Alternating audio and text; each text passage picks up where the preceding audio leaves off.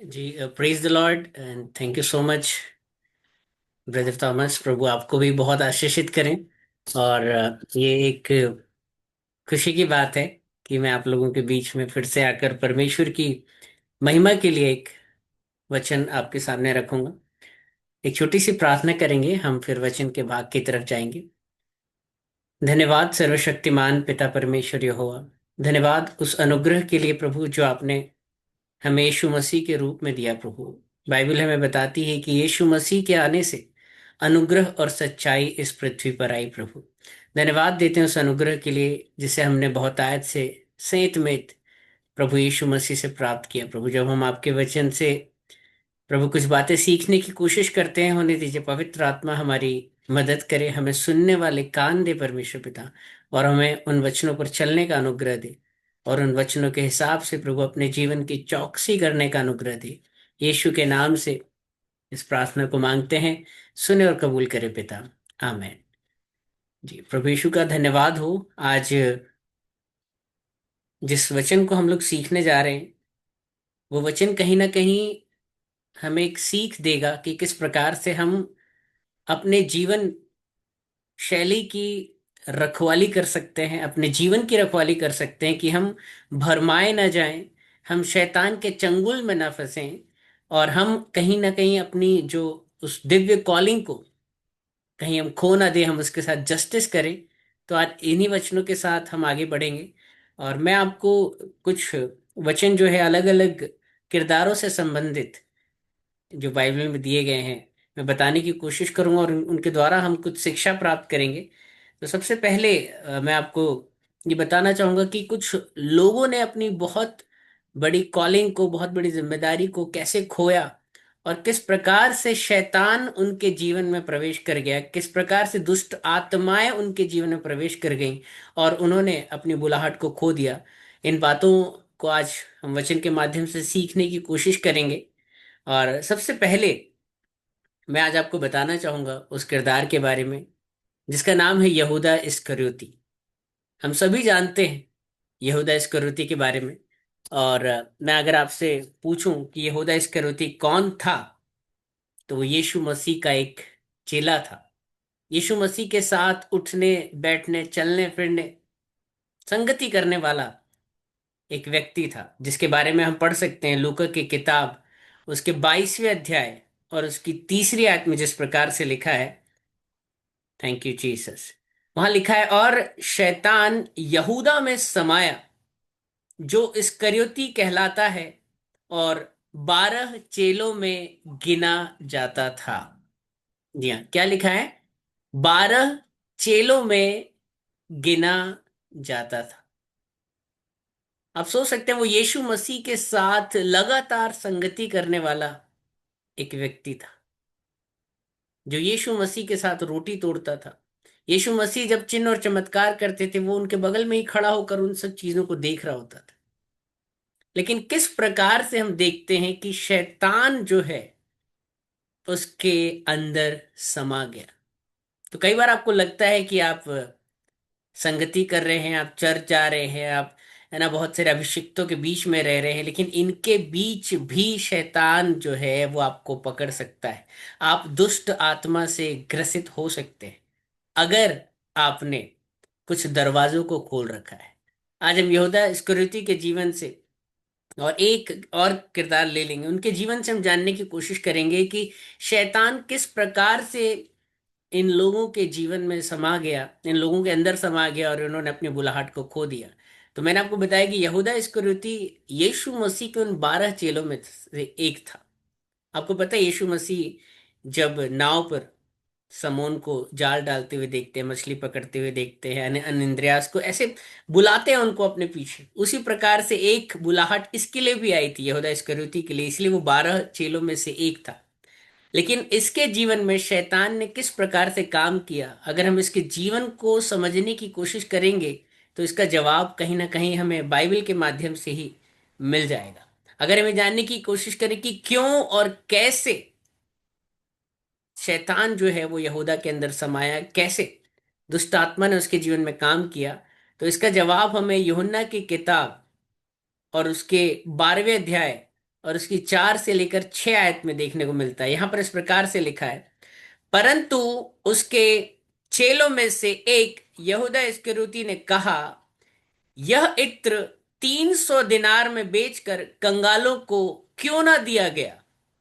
उसने ये बात इसीलिए न कही थी कि उसे कंगालों की चिंता थी, परंतु इसीलिए कि वह चोर था और उसके पास धन की, वो जो दान होता था उसकी थैली रहती थी।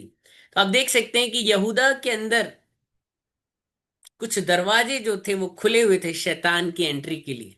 उसमें पहला दरवाजा आप देख सकते हैं, वो था लालच का दरवाजा, और चोरी करने का एक स्वभाव, स्वार्थ उसके अंदर। क्या आपको क्या लगता है कि उसको गरीबों की चिंता थी, जो उसको इतना बुरा लगा, रे भाई 300 दिनार तुमने वेस्ट कर दिए, ये यीशु मसीह के ऊपर डालने की क्या जरूरत थी। अगर हम इन पैसों को बचा लेते तो हम कितनी ज्यादा चैरिटी कर सकते थे, कितना ज्यादा दान पुण्य कर सकते थे, कितने गरीबों को खाना खिला सकते थे, कंबल बांट सकते थे। आपको क्या लगता है कि उसको कंगालों की चिंता थी? नहीं, बाइबल कहती है कि वो चोर था, उसके अंदर लालच था, उसके अंदर लोभ था। तो ये सारी बातों ने कहीं ना कहीं आप देख सकते हैं कि शैतान को उसके जीवन में प्रवेश करने का मौका दिया। और वो चल उठ किसके साथ रहा है, उठ बैठ किसके साथ रहा है? यीशु मसीह के साथ, स्वयं राजाओं के राजा और परमेश्वरों के परमेश्वर, वो अल्फा और वो ओमेगा, वो आदि और अनंत, वो पवित्र परमेश्वर जो मार्ग सत्य और जीवन खुद है, वो उसके साथ चल रहा है, संगति कर रहा है। लेकिन फिर भी शैतान जो है उसके जीवन में कार्य कर पा रहा है, क्योंकि उसने शैतान के लिए दरवाजे को खोल रखा था। ये बात आपको समझनी है। इसके लिए आप अगर पढ़ेंगे तो जब उसका प्रगटीकरण हुआ, शैतान कब समाया, वहां लिखा है, आप देखेंगे कि जब यीशु मसीह ने वो खाने का कौर उसको दिया, वहां लिखा है, और वो निवाला लेते ही शैतान जो है उसके मन में समा गया। यीशु मसीह पूर्व ज्ञान से जानते थे, अपने फोर नॉलेज में जानते थे कि ये 12 चेलों में से जो ये एक चेला है, ये मुझे धोखा देने वाला है, ये पकड़वाने वाला है। वो उसके लालच को भी जानते थे, उसके लोभ को भी जानते थे। और यही बात हमें देखने को मिलती है यूहन्ना की किताब,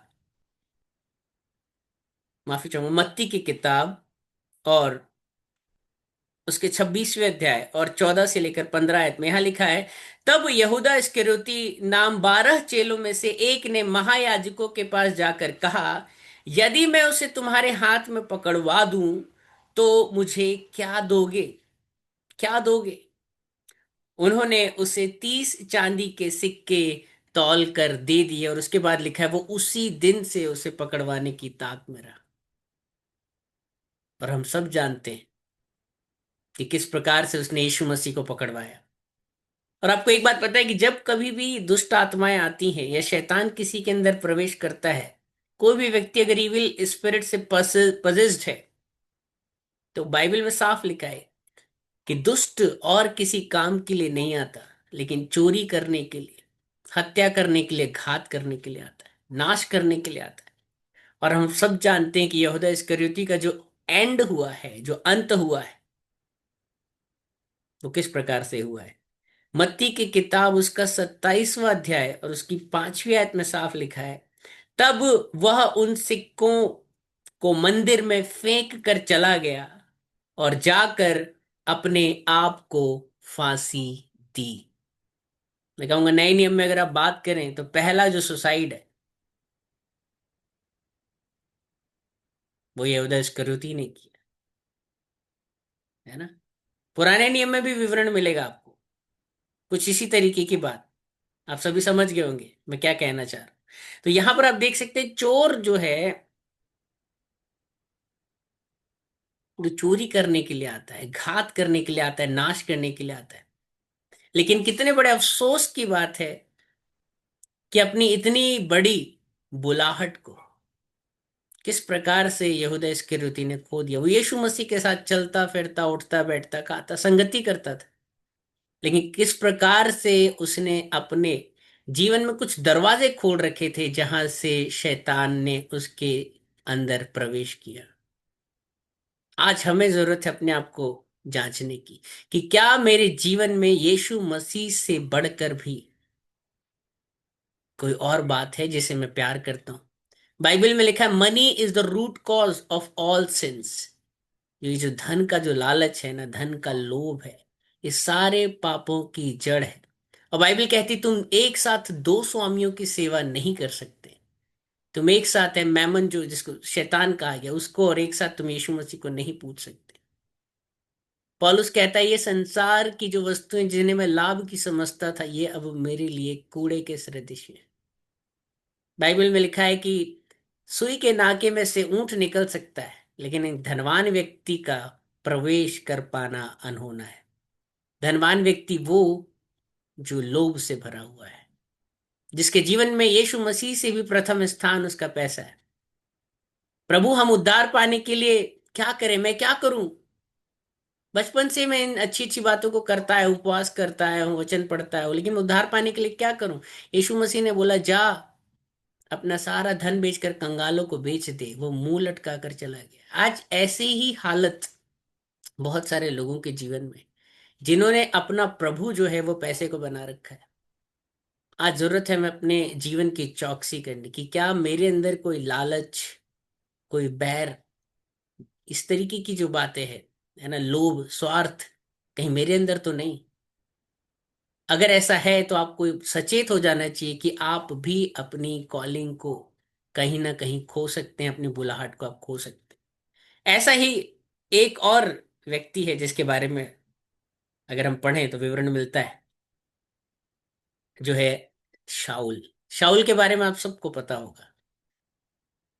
शाऊल के बारे में हम सभी बहुत अच्छे तरीके से आज हम यहूदा इस्करियोती और शाऊल के जीवन से ही जानने की कोशिश करेंगे कि किस प्रकार से इन लोगों ने अपनी बड़ी बुलाहट को खो दिया। शाऊल के बारे में अगर हम पढ़े तो सबसे पहले मैं पूछना चाहता हूं ये जो राजा शाऊल है ये कौन था। तो हम सब जानते हैं ये परमेश्वर का चुना हुआ अभिषिक्त जन था, जिसका विवरण आप अगर पढ़ना चाहेंगे तो पहले शमूएल की किताब उसके 10वें अध्याय और उसकी पहली आयत में आपको देखने के लिए मिलता है। यहां पर लिखा है तब शमूएल ने एक कुप्पी तेल लेकर उसके सिर पर उंडेला, अर्थात शाऊल के सर पर उंडेला, और उसे चूम कर कहा क्या इसका कारण ये नहीं कि यहोवा ने अपने निज भाग के ऊपर प्रधान होने को तेरा अभिषेक किया है। कितनी बड़ी अपॉर्चुनिटी उसको यहाँ मिल रही, कितना बड़ा सौभाग्य उसको मिल रहा है, कितना बड़ा प्रिविलेज उसको मिल रहा है कि परमेश्वर ने अपनी प्रजा इज़राइल की चरवाही करने के लिए, उनको उनकी अगुवाई करने के लिए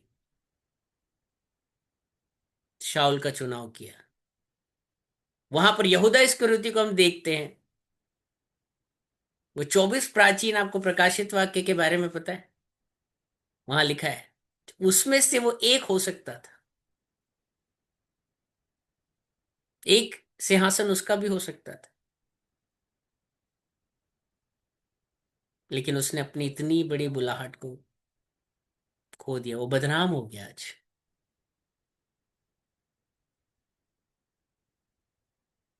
हम सब यहां पर इसी प्रकार से होता हुआ शाऊल के साथ भी देख सकते हैं। परमेश्वर ने अपने दास को शमूएल को भेजकर खुद उसका अभिषेक किया। परमेश्वर ने उसे चुना था, लेकिन उसका जीवन जो है वो परमेश्वर के मुताबिक नहीं रहा, और शैतान जो है उसके जीवन में भी प्रवेश कर गया।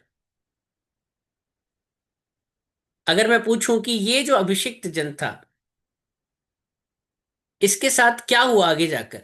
अभिषेक हुआ, लेकिन ये उस अभिषेक को संभाल नहीं पाया, उस एनॉइंटिंग को संभाल नहीं पाया, इसने अपनी कॉलिंग के साथ जस्टिस नहीं किया। और पहला शमूएल की किताब उसका 16वां अध्याय और उसकी अगर 14वीं आयत अगर हम पढ़ते हैं, यहां पर लिखा है यहोवा का आत्मा शाऊल पर से उठ गया। अभी देखो अभिषेक कर रहा है, परमेश्वर का आत्मा उसके ऊपर आकर ठहर रहा है, लेकिन अभी क्या हो रहा है, परमेश्वर पछता रहा है। और जब परमेश्वर पछताता है तो क्या होता है उसके साथ, देखेंगे यहोवा का आत्मा शाऊल के ऊपर से उठ गया और यहोवा की ही ओर से एक दुष्ट आत्मा उसे आकर घबराने लगा। Holi spirit is now replaced by evil spirit. कैसे हुआ ये? इसके लिए अगर हम शाऊल के जीवन को समझने की कोशिश करेंगे तो शाऊल के जीवन में भी कुछ दरवाजे जो है वो खुले हुए थे। क्यों दुष्ट आत्मा आई उसके पास? क्यों शैतान उसके ऊपर राज करने लगा? क्यों वो अपनी कॉलिंग से गिर गया? अगर आप समझने की कोशिश करेंगे तो सबसे पहली बात जो उसके अंदर थी वो थी अनआज्ञाकारिता, डिसओबीडियंस, परमेश्वर की आज्ञा को टालना। इसका विवरण आपको पहला शमूएल की किताब उसके 15वें अध्याय उसकी तीसरी आयत में मिलता है। यहां लिखा है, इसीलिए अब तू जाकर अमालेकियों को मार और जो कुछ उनका है उसे बिना कोमलता किए सत्यानाश कर। क्या पुरुष, क्या स्त्री, क्या बच्चा, क्या दूध पीता हुआ बच्चा, क्या गाय बैल, क्या भेड़ बकरी, क्या ऊंट, क्या गधा, सबको मार डाल।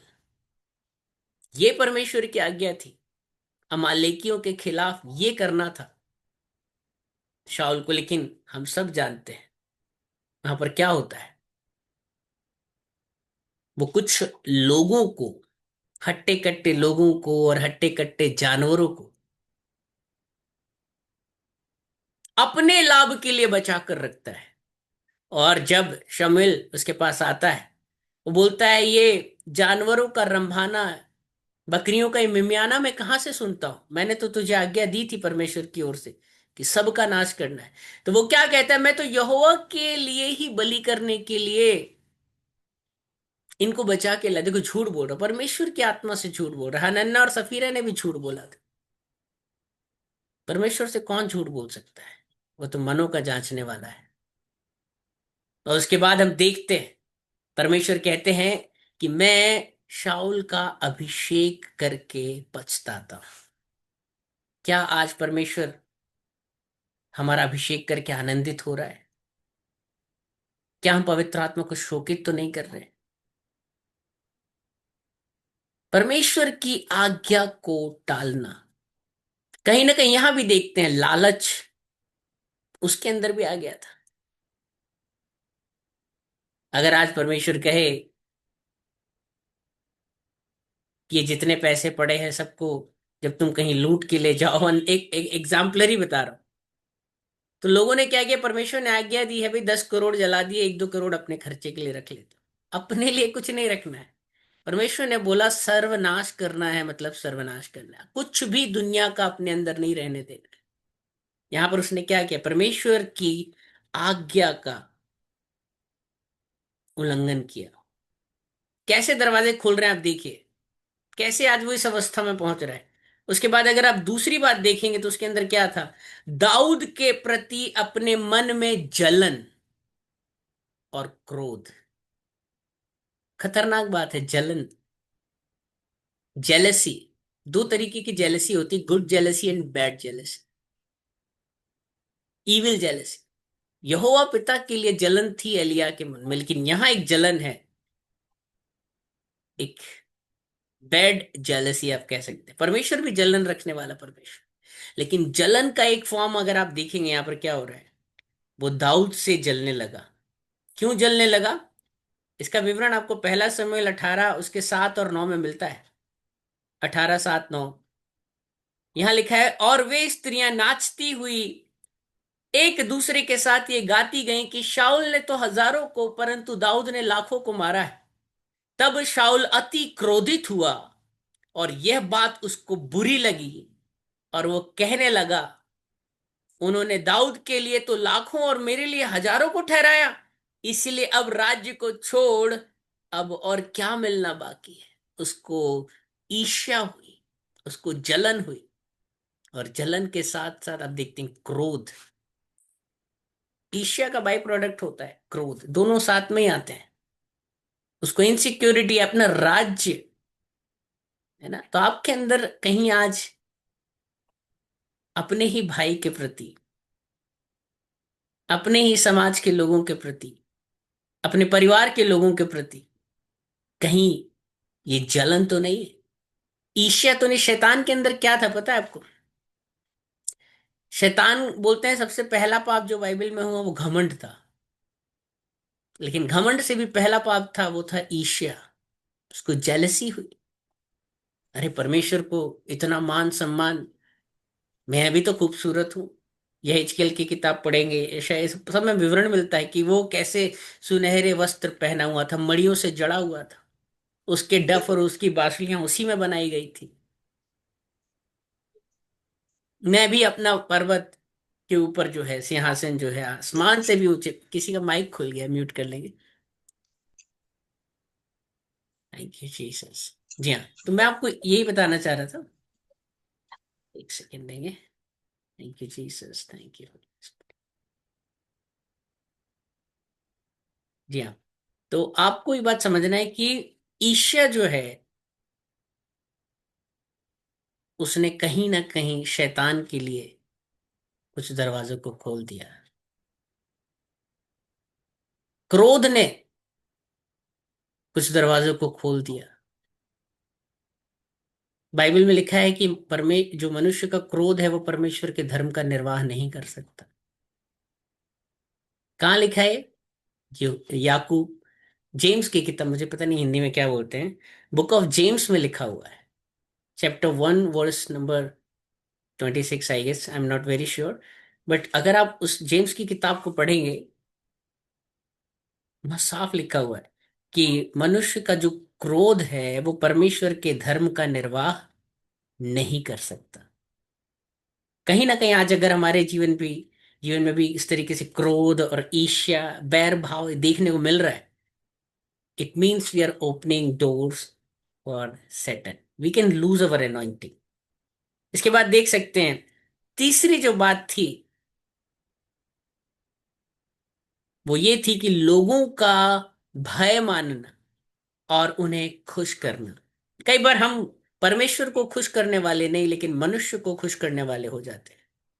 इसका विवरण आपको मिलेगा पहला शमूएल की किताब, उसके 15वें अध्याय, उसकी 24वीं आयत में। यहां लिखा है, शाऊल ने शमूएल से कहा, मैंने पाप किया है। मैंने तो अपनी प्रजा के लोगों का भय मानकर, क्या लिखा है, मैंने तो अपनी प्रजा के लोगों का भय मानकर और उनकी बात सुनकर यहोवा की आज्ञा और तेरी बातों का उल्लंघन किया। परमेश्वर का और परमेश्वर के अभिषिक्त दास का, दोनों की आज्ञा का उल्लंघन किसके लिए किया उसने? प्रजा के लोगों के लिए, लोगों को खुश करने के लिए। लोगों को खुश करने के लिए पिलातुस ने भी क्या किया? लोगों को खुश करने के लिए कोड़े मरवाए थे यीशु मसीह को।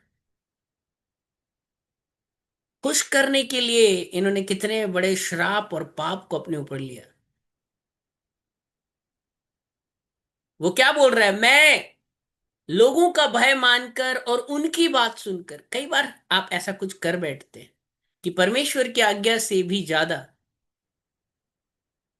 से भी ज्यादा आपको लोगों की आज्ञा और शायद लोग लगने लगते हैं। आपके सराउंडिंग, लोग क्या कहेंगे? पता है, एक कहावत है, इस दुनिया का सबसे बड़ा है रोग कि क्या कहेंगे लोग। क्या है इस दुनिया का सबसे बड़ा रोग? कि क्या कहेंगे लोग। यीशु मसीह को स्वीकारने से भी लजा जाते हैं कई बार। अरे लोग क्या कहेंगे, लोगों का भय मानकर परमेश्वर की आज्ञा। तुम मुझे अजमाने से लजाओगे ना दुनिया वालों को, मैं भी तुम्हें अजमाने से लजाऊंगा स्वर्ग पे अपने स्वर्गदूतों के साथ। तीसरी जो बात करी थी, शाऊल ने गड़बड़ किया था। क्या किया था? लोगों की आज्ञा का पालन कर रहा है वो, लोगों को खुश कर रहा है वो, लोगों का भय मान रहा है। लेकिन हमें भय सिर्फ एक का ही मानना है, वो परमेश्वर यहोवा का। उसके बाद और भी बातें आप देखेंगे। हालांकि ये दुर्दशा होने के बाद का घटनाक्रम है, लेकिन मुझे लगता है ये प्रवृत्ति उसके अंदर पहले से रही होगी। पहला शमूएल 28:7 में क्या लिखा है? तब शाऊल ने अपने कर्मचारियों से कहा, मेरे लिए किसी भूत सिद्धि करने वाले को ढूंढो। आज मैं आपको एक बात बताना चाहूंगा। एक हमारे जानने वाले हैं, उनके अंदर से एक बार 56 दुष्ट आत्माएं निकली थी। 56, एक नहीं 56।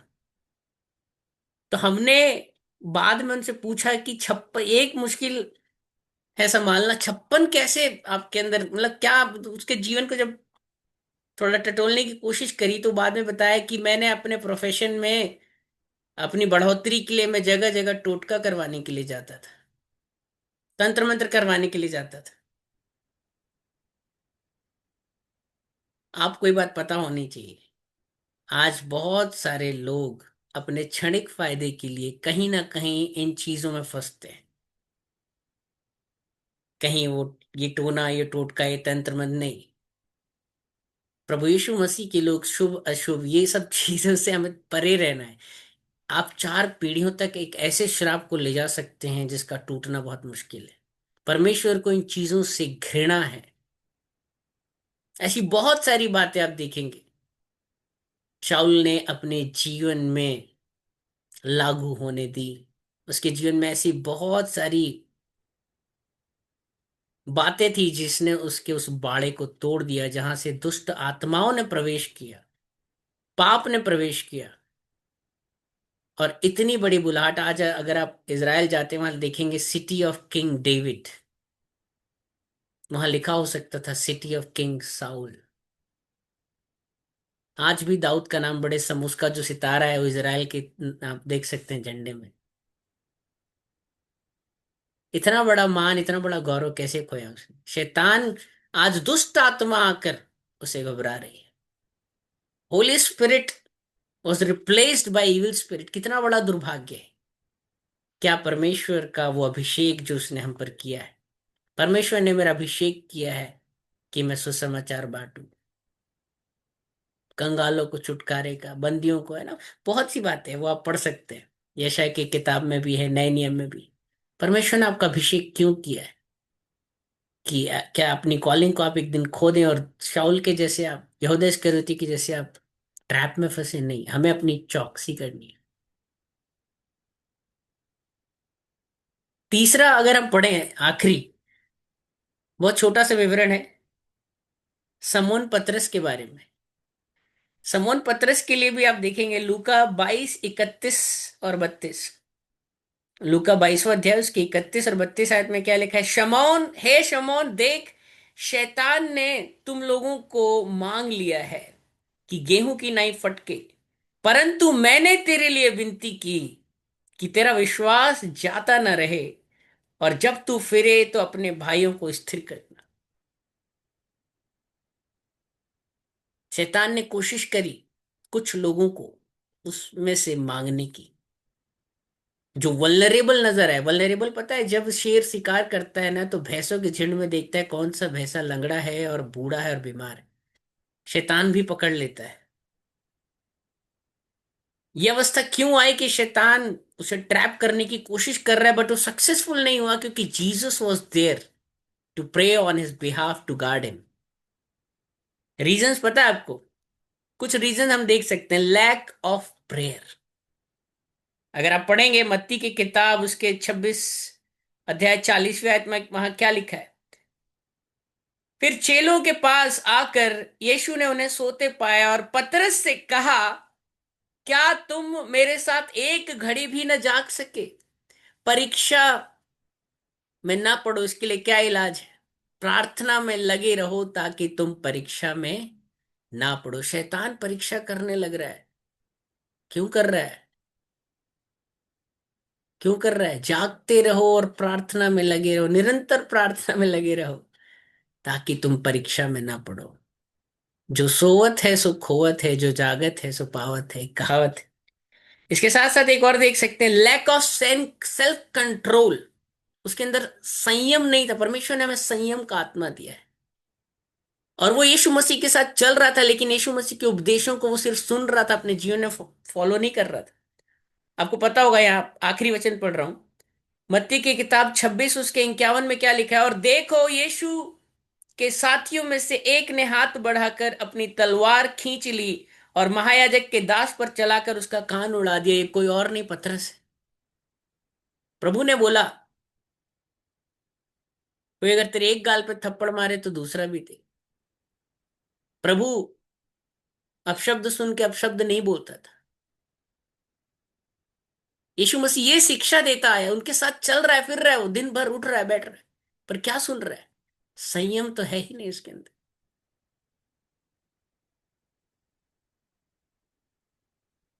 उत्तेजना में भरा हुआ व्यक्ति हो, बदला लेना, उतावली करना। मूसा ने भी कुछ गलती करी थी, उतावली।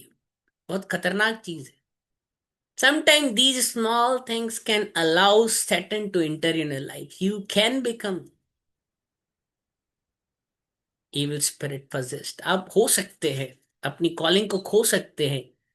अपने बाड़े को आज सुधारने की जरूरत है। अगर आपको लगता है मेरे भी जीवन में कुछ ऐसी बातें हैं, आपको पता है हमारी शरीर का, आत्मा का जो द्वार है वो आंख है। दाऊद भी गिर गया आंखों के कारण। उसने देखा और उसके अंदर शैतान घर कर गया। ऐसी बहुत सी बातें हैं।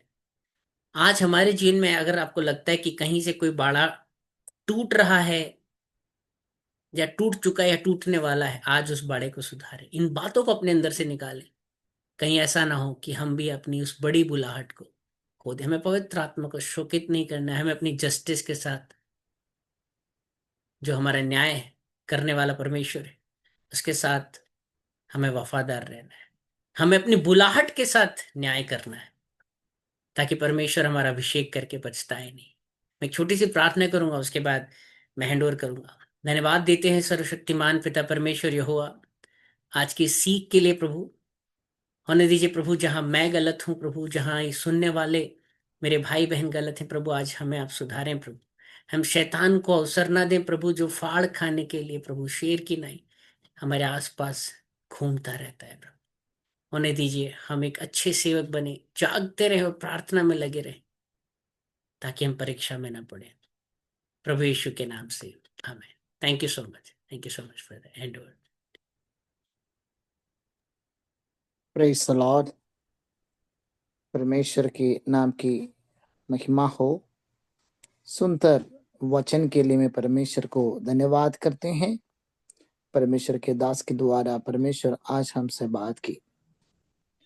हम शैतान की इच्छाओं में नहीं, सर्वशक्तिमान परमेश्वर की वचन के अनुसार, परमेश्वर के प्यार में और परमेश्वर के अनुग्रह में, परमेश्वर शक्ति में हम चले, ताकि हालेलुया दुष्ट शैतान बहुत उत्सुक करके रखा है, हम कैसे भी उसको उनकी चाल में आ जाए। उनका इच्छा भी हमारा ऊपर नाश करने के लिए, घात करने के लिए, नष्ट करने के लिए है। लेकिन इस बातों को समझकर समझदारी से हम आगे बढ़े। प्रभु के दास के द्वारा हमको जो दिया गया हुआ उस वचन, और उसमें हम उस सिंह, अभी उन्होंने कहा है हालेलुया, फाड़ डालने के लिए, फाड़ खाने के लिए हालेलुया सिंह रूप लेकर चलता है। तो हम बहुत सतर्क रहकर प्रभु से और आगे बढ़ना बहुत जरूरी है। प्रभु के दास को परमेश्वर आशीष बरकत करे। इस वचन के द्वारा परमेश्वर हमसे बात की, और भी आने वाले समय पर हमारे बीच में परमेश्वर के वचन से हमको सुनने में प्रभु के दास से परमेश्वर इस्तेमाल करने पाए। आइए हम मिलकर प्रार्थना में जाएंगे। परमेश्वर हमको सहायता किया। इस सुंदर समय के लिए भी परमेश्वर को धन्यवाद करते हैं। आए हुए तमाम लोगों के लिए भी, और गीत गाया हुआ जेम्स भैया, और इस मीटिंग का संचालक ब्रदर मनोज देव जी, सभी लोगों को मैं एक और बार भी मैं धन्यवाद करता हूँ। परमेश्वर सबको आशीष बरकत करे। अभी मैं हमारे बीच में पास्टर दुर्गेश चौहान जी है। पास्टर दुर्गेश चौहान जी, मेरा आवाज आ रहा है? जी पास्टर जी। अच्छा, तो सिस्टर जी, तो आप प्रार्थना कर सकते हैं, आप प्रार्थना कीजिए। जी जी जी। किस विषय के लिए पास्टर जी? वचन के लिए, जो दिया हुआ वचन के लिए प्रार्थना। जी जी जी। धन्यवाद पवित्र परमेश्वर, धन्यवाद राज साहब के राजा, धन्यवाद अब्राहम इसहाक याकूब के परमेश्वर। हम आपका लाख लाख धन्यवाद करते प्रभु जी। आपकी महिमा, आपकी स्तुति, आपकी तारीफ हो स्वर्गीय पिता। जिस तरह आपके महान दास ने प्रभु जी हवा परमेश्वर वचन को बताया, समझाया, सिखाया खुदा, हम धन्यवाद करते पवित्र आत्मा, जितने लोगों के कानों में पड़ा प्रभु जी, आपका वचन कहता है, वचन में लिखा, खुदा वचन पाँव के लिए दीपक, मार्ग के लिए उजाला है। आमेन, हालेलुया। हर एक के पाँव के लिए दीपक, मार्ग के लिए उजाला प्रभु जी बने। पवित्र आत्मा जो 100 गुना फल लाए हर एक के जीवन में प्रभु जी, आज का वचन इनके हालातों को, इनकी जिंदगियों को, इनके परिस्थितियों को बदल दे प्रभु जी, और आपके नाम की महिमा और अद्भुत रीति से प्रभु जी बताने, समझाने, सिखाने के लिए अपने दास को प्रभु जी इस्तेमाल कीजिए प्रभु जी।